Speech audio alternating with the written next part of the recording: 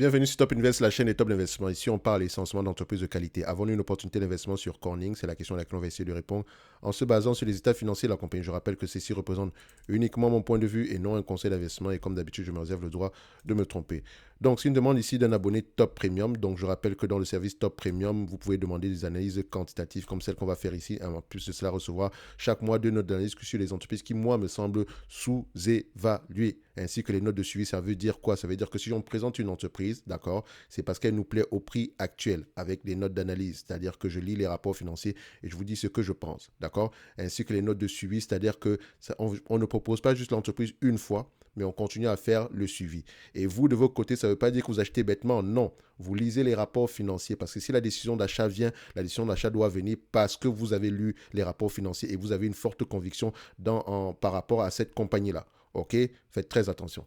Donc ici, en supplément de ça, vous avez également le lien vers la top newsletter qui, elle, est gratuite, sur laquelle je partage généralement des analyses ici sectorielles. Par exemple, on a déjà analysé le secteur ferroviaire, le secteur ici des semi-conducteurs, le secteur ici des rates. Et donc voilà, tout ça est gratuit, OK, pour la top newsletter. Donc, on continue ici. Donc, vu que c'est une demande ici d'analyse top premium, je n'ai pas. Voilà, je la connais. Je connais cette compagnie-ci.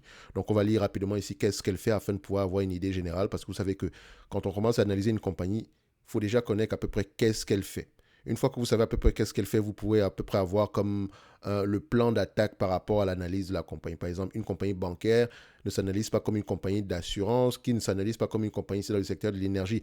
Les questions à poser, même si on demande ici les bénéfices nets, d'accord, certaines entités ici n'ont pas peut-être du free cash flow, comme les banques ici n'ont pas de free cash flow, donc il faut faire très attention. Par exemple, quand vous allez aller regarder les rates par exemple, quand vous regardez ici le payout ratio, en fait, ce n'est pas la bonne métrique, il faut regarder le FFO par rapport aux bénéfices, aux dividendes, d'accord, c'est ça la bonne métrique. Donc, chaque secteur d'activité s'analyse d'une certaine façon. Par exemple, quand les taux d'intérêt augmentent, est-ce que ça va impacter les compagnies bancaires de manière positive ou négative, pas toutes, ou bien les compagnies ici dans le secteur ici de l'immobilier.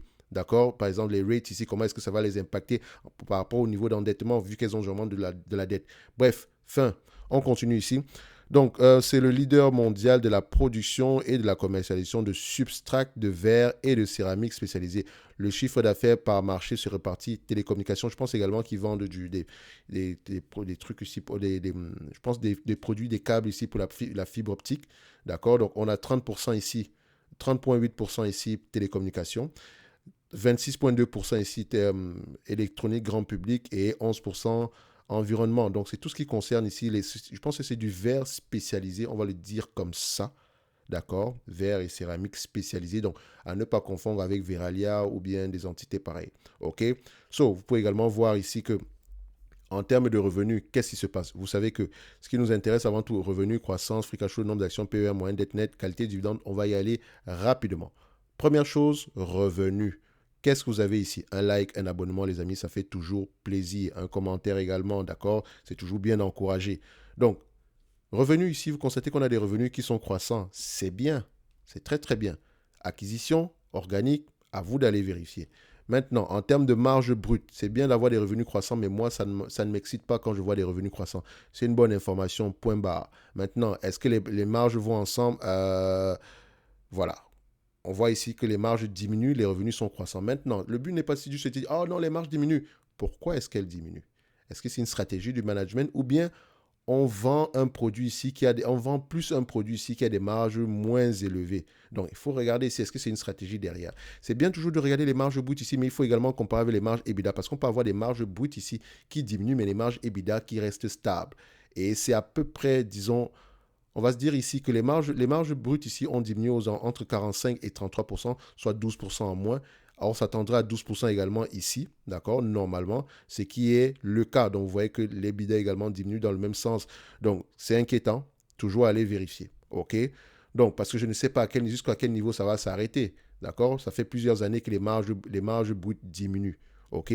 Plusieurs années que les marges EBITDA également diminuent, OK? C'est important, c'est inquiétant. OK? Donc, comme je le rappelle toujours ici, c'est une demande d'analyse. Ce n'est pas mon choix personnel. OK? Donc, ici, c'est pour vous aider, vous, maintenant également, à analyser ces entreprises-là dans le futur. OK? Si vous avez affaire à une entreprise pareille, vous devez prêter attention. OK? So, il ne faut pas que le terme leader mondial de je ne sais pas quoi vous fasse peur, vous dites non, leader mondial, on a un pricing power. Non, il y a des leaders ici qui n'ont pas de pricing power du tout. Donc, on continue ici. Maintenant, je vais regarder les net income et les free cash flow, histoire de voir si on parle le même langage. On constate déjà ici que les marges diminuent, etc. Donc, on va déjà regarder si les free cash flow et les net income vont dans le même sens, d'accord? Donc, on prend ça, on les compare, on les met sur le même graphique. Ça donne quoi? Ouais, dans une certaine mesure, on parle le même langage. OK?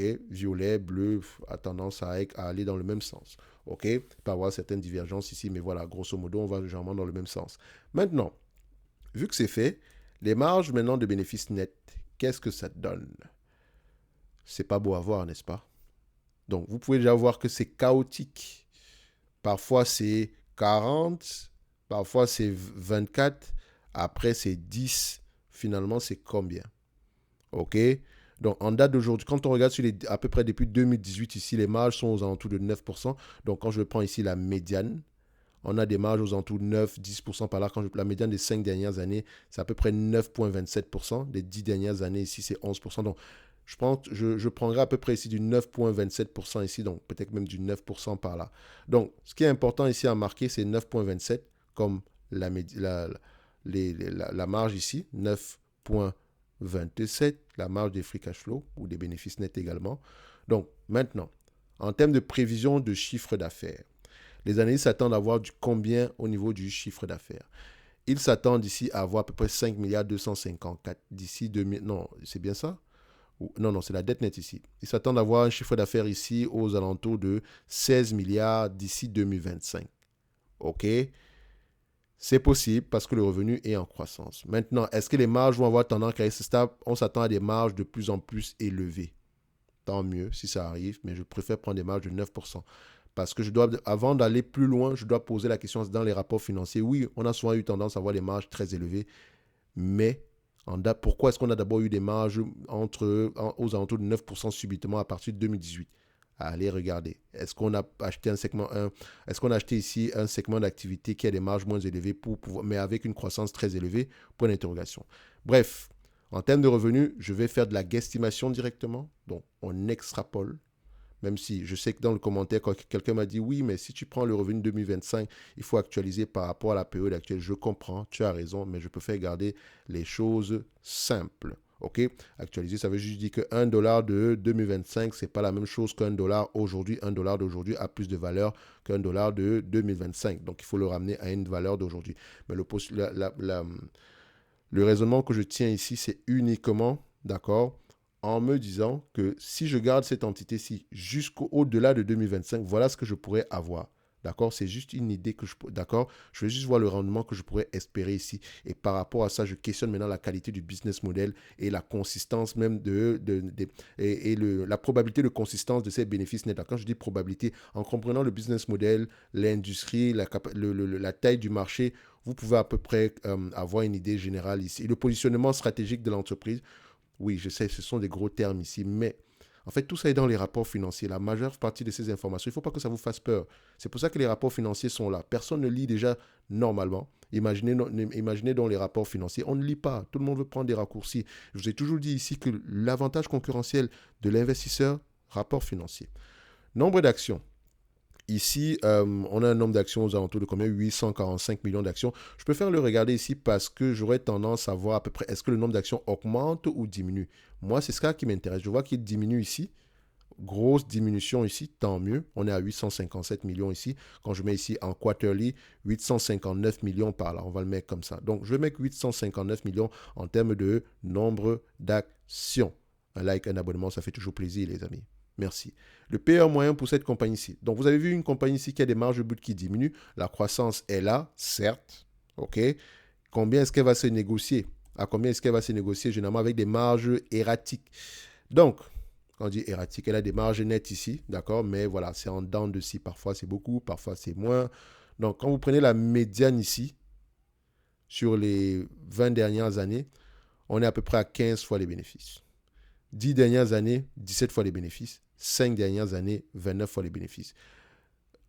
Maintenant, il faut vous dire une chose.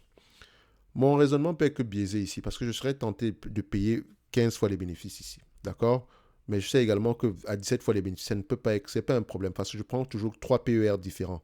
Donc je sais ici qu'on va, on va, on va travailler avec 10, même pas 10, on va travailler ici avec, voilà, on peut dire 13, 15 et 17. OK? Mais je prendrai 17 fois les bénéfices en date d'aujourd'hui. Il y a de fortes chances que cette compagnie-ci se négocie à 17 fois les bénéfices sans prendre en considération la dette. D'accord? Donc, PER 17. OK? Voilà. Maintenant, la dette nette. Donc, dette nette ici. Donc, dites-moi les amis, c'est comme je dis toujours ici, c'est important de mettre un like, un commentaire. Je le rappelle de plus en plus parce que quand on prend la peine de faire une vidéo, je peux faire cette vidéo aussi en 2 minutes. En réalité, c'est simple, je regarde Fastgraft ici, je prends Corning, GLW, d'accord? Je prends le prix ici, je dis, OK, les amis, l'entreprise ici se négocie ici à 15 fois les bénéfices, moi la dette nette ici, j'enlève la dette nette par action, boum, voilà combien est-ce que ça vaut. Mais en réalité, c'est toujours bien de vous montrer, quand on regarde les éléments, quand on regarde le tableau même avec le revenu, les marges, etc., voilà comment est-ce qu'on peut réfléchir autrement. C'est pas trop le but, c'est pas trop le prix qui est important ici. Le prix qu'on va afficher le prix qu'on va donner la valeur qu'on va donner à cette compagnie qui est important, c'est le raisonnement pour arriver à cette valeur. Et ce raisonnement-là ne peut pas prendre moins de 10 minutes. Moins de 8 minutes, c'est impossible. OK? Donc, notamment quand je fais une vidéo pareille, je sais que Corning n'est pas une entreprise extraordinaire, d'accord? Mais c'est juste pour ceux qui vont regarder cette vidéo sur Corning ici, dites-vous également qu'il y a peut-être d'autres entités ici qui vous ont peut-être plu, sur lesquelles vous n'avez peut-être pas laissé de commentaires ou de likes. C'est important. OK? C'est très important. Donc, on continue ici. Corning. La dette nette est aux alentours de 6 milliards 650. Je dis toujours la dette nette, il faut toujours aller vérifier dans les rapports financiers, comme d'habitude, mais également vérifier sur plusieurs plateformes. Ici, on est à peu près à 5 milliards 240 ou en 2023, 5 milliards 578. Donc, je pense que pour la dette nette, Zone Bourse a tendance à avoir une bonne information. D'accord? Donc, je vais prendre ici le 5 milliards, on va dire 5 milliards 600 ici pour 2023. On va le mettre comme ça. OK? Donc, 5,6, toujours aller vérifier. Voilà. De toute façon, on va regarder l'entreprise en termes de rendement ici, voir ce que ça donne. Donc, à X17, d'accord, par rapport au revenu qu'on pourrait avoir en 2025, 16 milliards 200, avec des marges de 9,27%, donc 9,27%, d'accord, fois 17 fois les bénéfices, ok, moins la dette nette aux alentours de 5 milliards 600 selon Zone Bourse 2023, divisé par le nombre d'actions à 859 millions d'actions, on arrive à combien? 23 dollars, 23,2 dollars l'action. On cote aujourd'hui à combien? 31 dollars l'action. J'aimerais également que vous puissiez regarder ça sous cette forme. Nous avons une entité ici qui peut reverser à peu près 1 milliard 500 par an, donc 9%, enfin, pas à peu près 1 milliard 500. Quand on regarde à peu près ici, au niveau des prévisions attendues, vous voyez qu'on s'attend au moins, aux alentours de 1 milliard 500 en moyenne ici, même si on planche sur du 2 milliards en 2025. OK? Donc, 1 milliard 500 moyenne. Par rapport à la capitalisation boursière actuelle de 26 milliards 345, on a un rendement sur coût de près de 5,70%.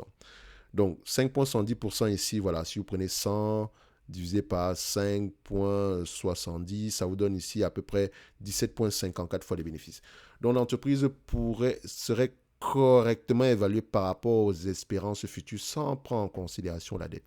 Maintenant, vous avez vu également ici que le marché s'attend à ce que les marges nettes augmentent. Tant mieux si ça augmente. C'est une information supplémentaire parmi tant d'autres. Donc, si maintenant vous lisez les rapports financiers et que vous avez la conviction que ça peut augmenter, peut-être que le prix actuel n'est pas si mauvais que ça. Et encore, si on prend le 2 milliards ici attendu, d'accord, je rappelle toujours que 1 tien vaut mieux que 2 tu auras, ça veut dire que demain est incertain. Si on prend les 2 dollars attendus, si on sera à 7,57% ici, d'accord, mais c'est en termes de prévision alors que vous constatez que les bénéfices nets de cette entreprise-ci sont à un certain niveau depuis plusieurs années. D'accord? Lisez les rapports financiers, regardez la stratégie du management, questionnez la stratégie du management par rapport aux marges ici. Ça pourrait être intéressant à aller approfondir. Mais sinon, voilà, vu l'historique de cette compagnie ici, vu les marges nettes ici, la façon dont ils sont un peu voilà, en dents de scie, je dirais, c'est une entreprise sur laquelle je vais demander une grosse marge de sécurité avant de me lancer. OK? Donc, pour moi, ça pourrait être intéressant aux alentours d'une vingtaine de dollars ici. Je préfère encore me tromper dessus, mais il faut faire attention. Voilà, c'est pas quand je dis faire attention. Voilà, c'est une entité qui a un pricing power, qui est leader, qui est spécialisé dans son secteur d'activité. Donc, ça pourrait être intéressant à long terme. Mais attention, attention. On a de bonnes perspectives d'avenir ici. On a des attentes on a de bonnes attentes ici. Mais est-ce que ça va se réaliser? Point d'interrogation. Donc, soyez toujours prudent ici. Donc, pour quelqu'un qui serait intéressé à cette compagnie ici, comme je l'ai dit, mon prix, c'est aux alentours de $20. OK? Mais également, je sais qu'il y a de fortes chances que les marges augmentent selon les prévisions. Donc, allez-y creuser de ce côté-là. On va se donner rendez-vous sur la prochaine vidéo, les amis. Et d'ici là, portez-vous bien. Merci.